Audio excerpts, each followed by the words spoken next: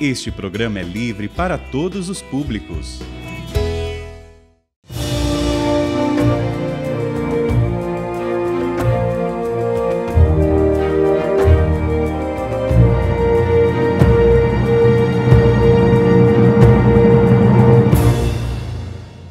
Olá, irmãos. Então chegamos mais uma vez para falarmos um pouco sobre a Igreja do Brasil. A Igreja do Brasil que começou lá no começo.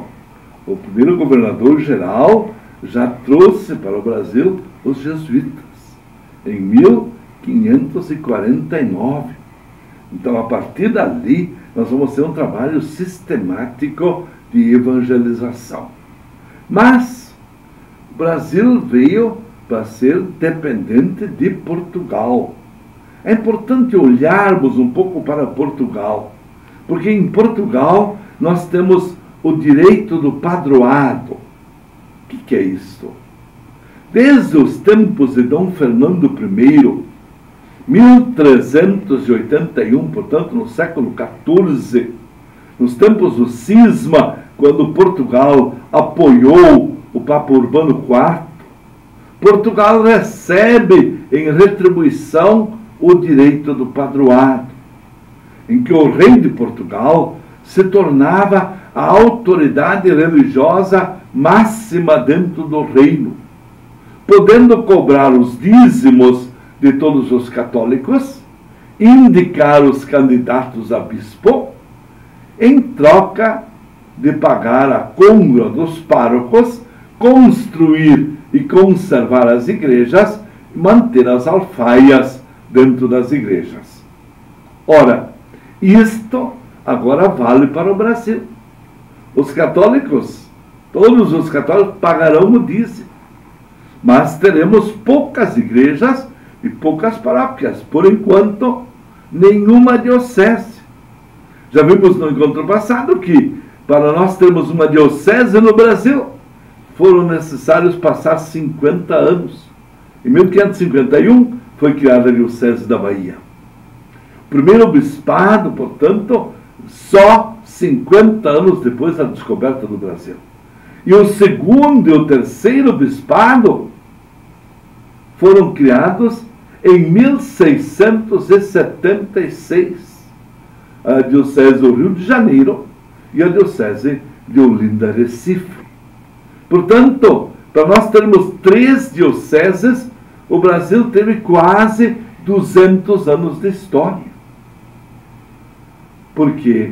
Porque quanto mais dioceses, mais despesas para Portugal. Mais igrejas teria que construir, mais teria que trabalhar, mais teria que pagar funcionários, assim por diante.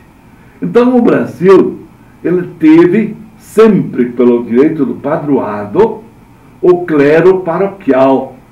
O que era o clero paroquial? Era o pároco nomeado e pago pelo governo.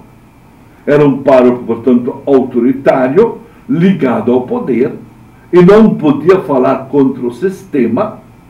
Havia nomeação provisória, quando era um pároco encomendado por algum tempo, ou então o pároco colado, que era para definitivo. Depois de um concurso, ele ficava, então, pároco colado. E havia também o coadjutor. O coadjutor, que era o auxiliar do pároco. Normalmente vivia da estola, das suas celebrações que ele fazia, do que os agricultores davam, os estancieiros, o que davam ao padre.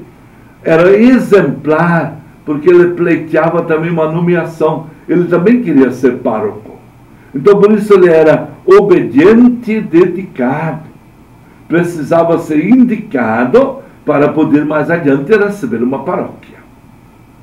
O pároco e o coadjutor representavam o cristianismo oficial, vinculado à coroa e à diocese e ao Papa.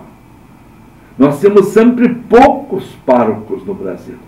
O Rio Grande do Sul realmente passou a ter párocos a partir do momento que teve a sua diocese. Antes, eram muito poucas paróquias que aqui se podia criar. Havia ao lado o clero das confrarias. Em princípio eram padres que estavam a serviço das irmandades. Eram os capelães das irmandades. Eles moravam com os membros das irmandades e até trabalhavam com eles. Eles representam uma espécie de catolicismo doméstico, que estimulava a religiosidade popular e criava a mentalidade religiosa do povo. A função deste padre era então sacramentar e dar o conforto nos momentos de morte, de luto, de dor, de sofrimento, de doença.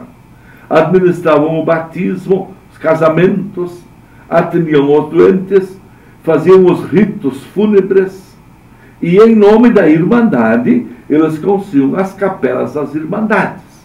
Então temos um grande desenvolvimento das Irmandades, especialmente em Minas Gerais, no tempo em que havia bastante ouro e prata. Lá as Irmandades eram fortes e cada Irmandade tinha a sua própria igreja.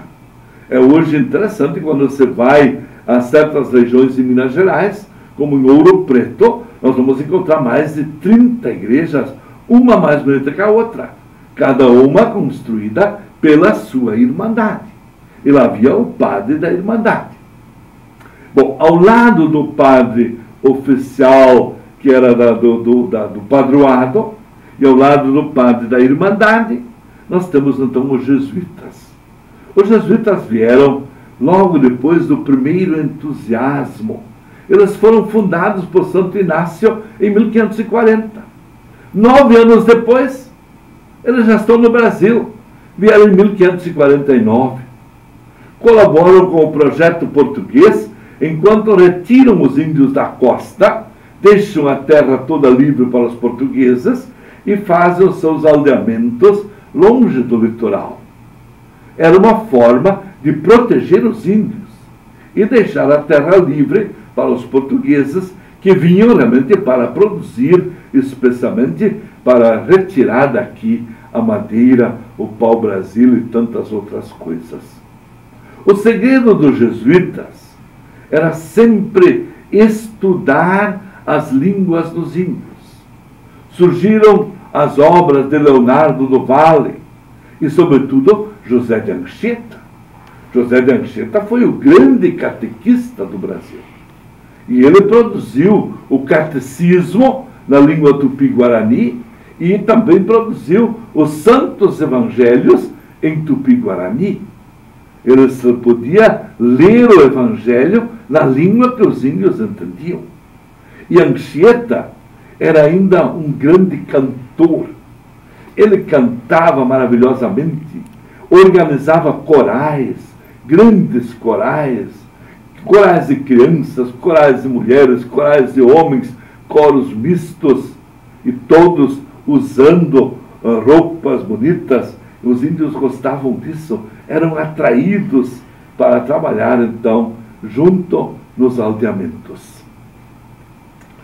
Procuravam sempre atrair os índios, e, sobretudo, as crianças dos índios, os jovens, trabalhar com eles, ensinar o catecismo, ensinar também, evidentemente, português, para poderem falar nossa língua.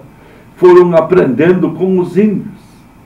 E, eventualmente, claro, para ser coroinhas. Naquele tempo, a missa toda era em latim. Então, evidentemente, os coroinhas índios tinham que também responder a missa em latim. Não significa que os índios tinham que ficar aprendendo latim. Não. Eles tinham que saber responder às missas. Como também os cantores, os grandes corais, cantavam as missas, que naquele tempo eram em latim. Então eles cantavam o Glória, né, que Excelsis Deo, cantavam o Credo, Nullum Deum, e assim, em latim. Mas não significa que eles tinham que aprender a falar latim, coisa assim, não. Isso é uma injúria que se fala, ou é uma injustiça que se faz aos jesuítas. Os jesuítas fizeram um trabalho muito bonito. Atraíram os índios para corais, para serem coroinhas, para o trabalho, para a catequese, para as capelas, enfim, e protegem os índios contra a ganância dos portugueses que vinham para explorar a mão de obra dos índios. Os portugueses vinham para cá, eles queriam prender os índios como escravos, eles queriam usar as mulheres dos índios. Então os jesuítas protegiam. E uma coisa inédita, em 1558, os jesuítas fizeram a greve de confessionário. Isto é, não atendiam mais confissão das famílias que tivessem índios como escravos. Não atendiam a confissão desses portugueses, porque os portugueses que vinham para cá eram muito católicos, e eles queriam sempre receber os sacramentos, mas queriam também usar a mão de obra barata dos escravos índios, depois os escravos negros. O Brasil foi um dos grandes países de escravatura negra. Veio o tráfico de escravos de Portugal, de Portugal através da África, trazendo com os navios os negros que aqui eram vendidos. Então, os jesuítas não concordavam com isso. Então, essa situação entrou em crise aí por volta de 1560, quando os jesuítas realmente fecharam a questão. Não queriam mais, de forma alguma, que os portugueses tivessem escravos, sobretudo que escravizassem os índios. E por isso entraram em conflito, e nós vamos ver isso na próxima vez. Como é que isso vai se superar no momento que a Espanha toma conta de Portugal. Recebam todos a bênção de Deus Todo-Poderoso, Pai, Filho e Espírito Santo. Amém.